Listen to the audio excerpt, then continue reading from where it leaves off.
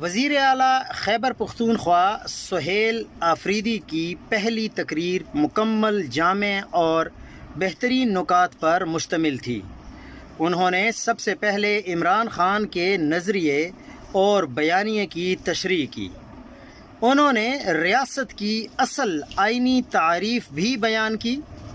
انہوں نے حقیقی آزادی کے شہداء کو بھی خراج تحسین پیش کیا، مستقبل کا لائحہ عمل بھی دیا، گنڈا پور حکومت کے اچھے اقدامات کی تعریف بھی کی، ٹی ایل پی پر گولی چلانے کے اقدام کی مذمت بھی کی، اسٹیبلشمنٹ کے غیر آئینی کردار اور اقدامات پر تفصیلی گفتگو بھی کی۔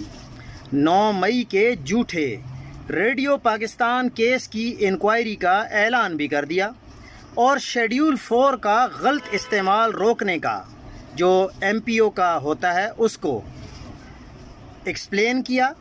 Action and aid civil power کے کالے قانون کے خاتمے کا اعلان بھی کر دیا۔ قبائلی عوام کے مسائل اور ان کے حل پر بھی بات کر دی۔ عمران خان کے شروع کردہ تاریخی منصوبوں کو آگے بڑھانے کا اعلان بھی کر دیا۔ سوشل میڈیا سپورٹ بیس کو بھی داد دی۔ آئی ایس ایف اور یوتھ ونگ کے دوستوں کو بھی سراہا۔ تمام پارٹی اکابرین کی کوششوں کو یاد رکھا اور انہیں سراہا۔